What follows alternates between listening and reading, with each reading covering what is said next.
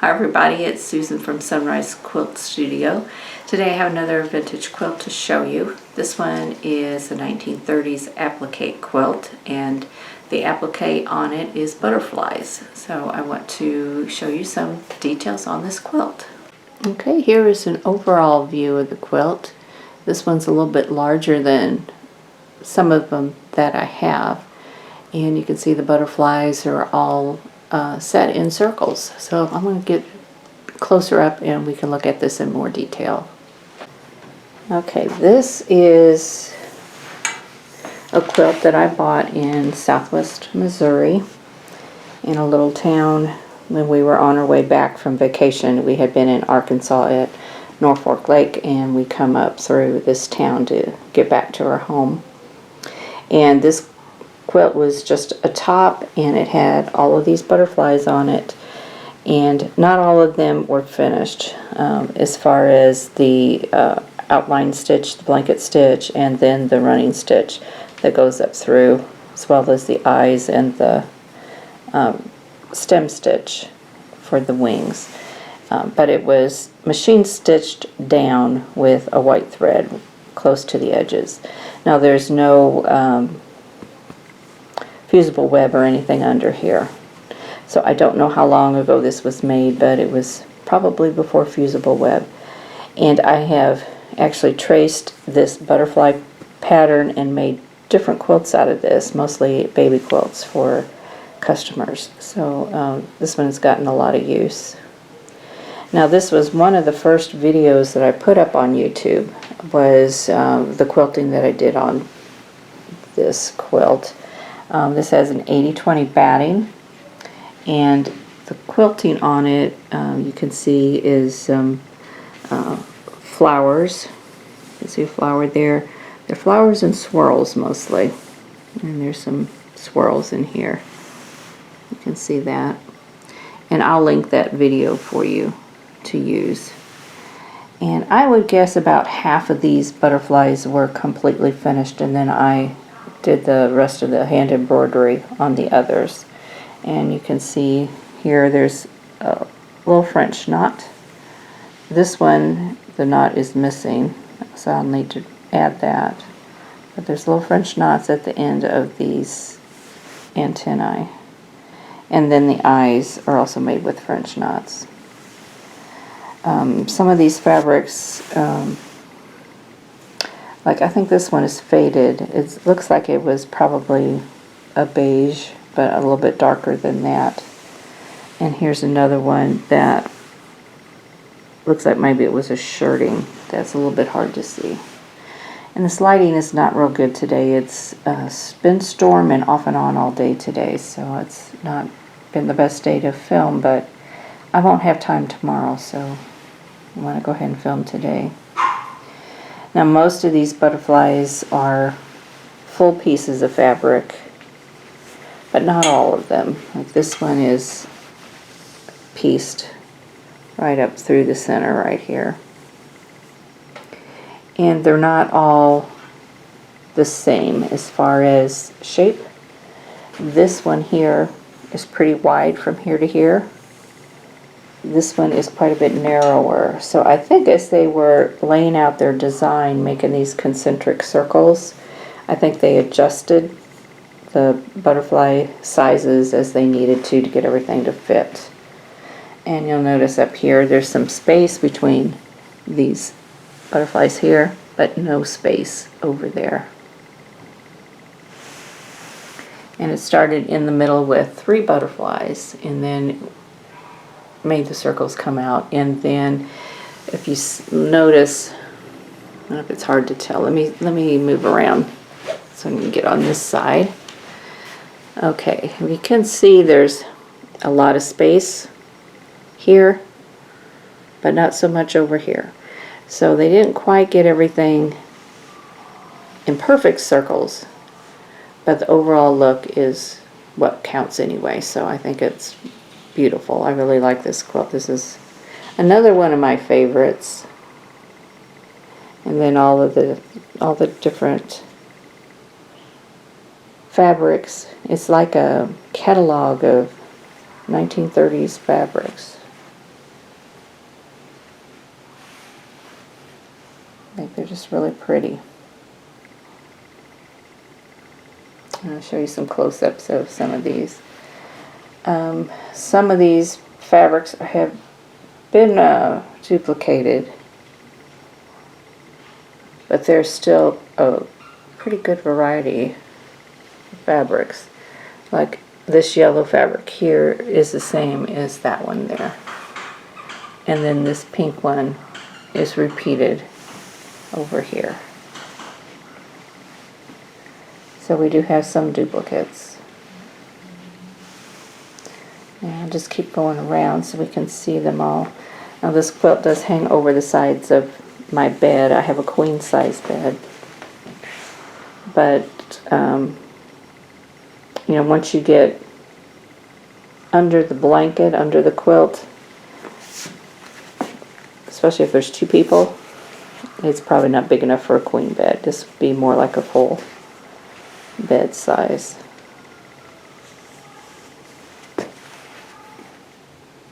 And I hope there's not, the background noise isn't too bad. My husband's in the other room watching television. And with this small house, it's hard to block out the sound from another room. Now this is one that the original owner of this quilt, or the person who made this top, had embroidered, and you can see how the black thread has deteriorated.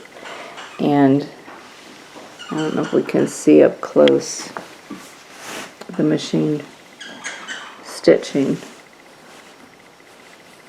It's really close to the edge, so it's hard to see.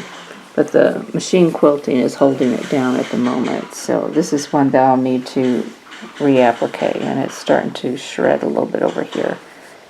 So I need to take care of that. And I think when you own vintage quilts, especially if you use them, they are going to show wear.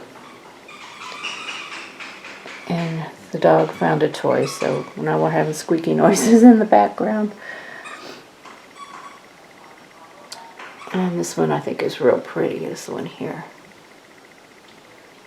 Okay, I'm going to go around to the other side. Let's look at the bottom.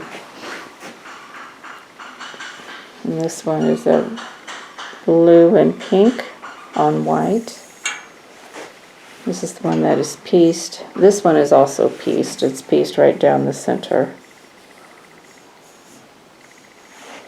And this one, I think this one is a duplicate.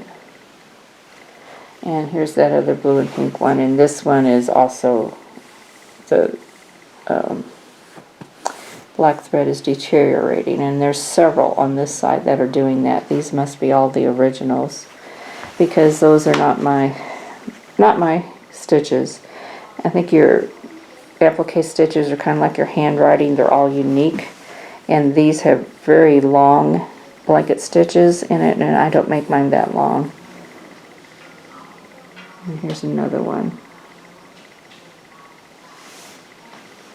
And this one here also needs some repair.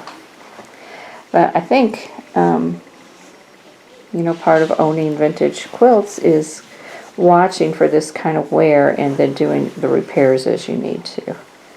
Seems like all on this edge they're doing that. So these are all the ones that the original quilter did.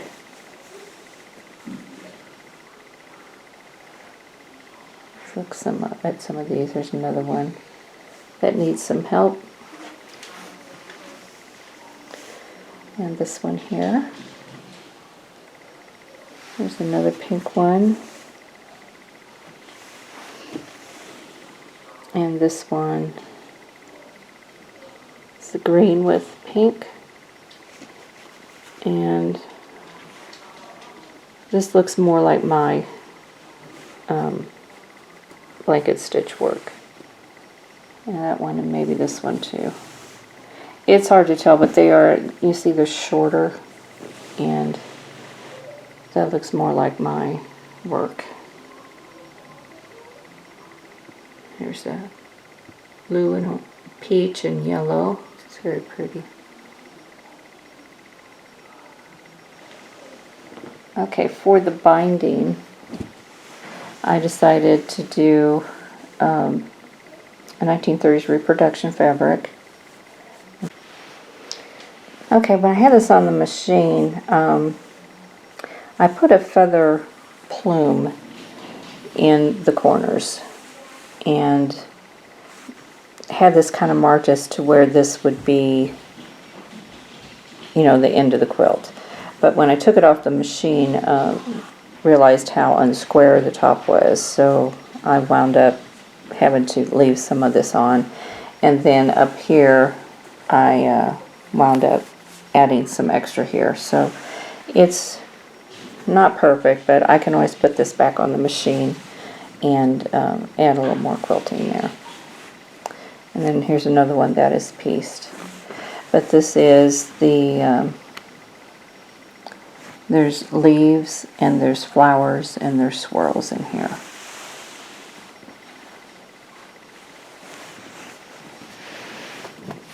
And you can see a little bit better in the back.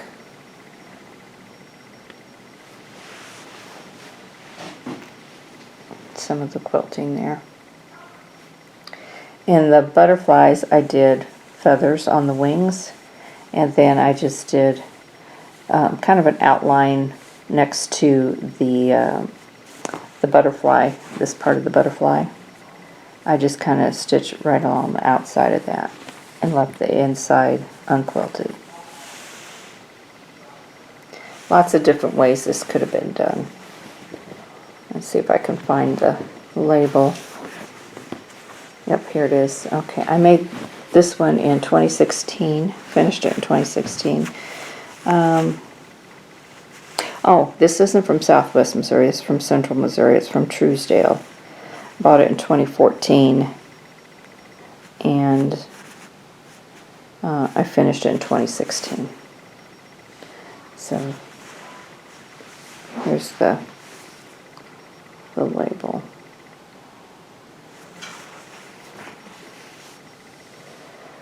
So this is my butterfly quilt.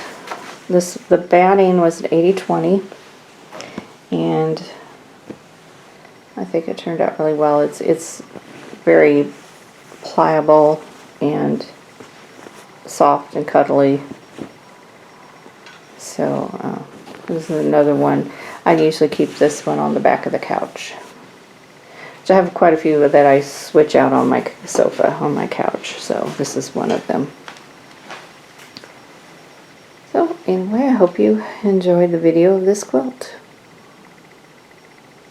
Okay, that is it for my butterfly quilt. So this one is a little bit different since it's all applique on a plain background, and the background is pieced. I don't think I mentioned that in my narrative of this quilt, but it is pieced together, not in blocks, just in, I think it's 2 large widths of fabric, and it's like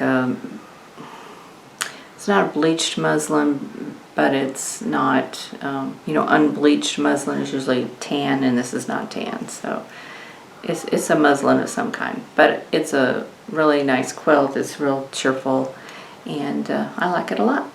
So anyway, I hope you enjoyed this video, and I hope to see you on the next one. And in the meantime, I hope you're all doing well, and I'll see you on the next video.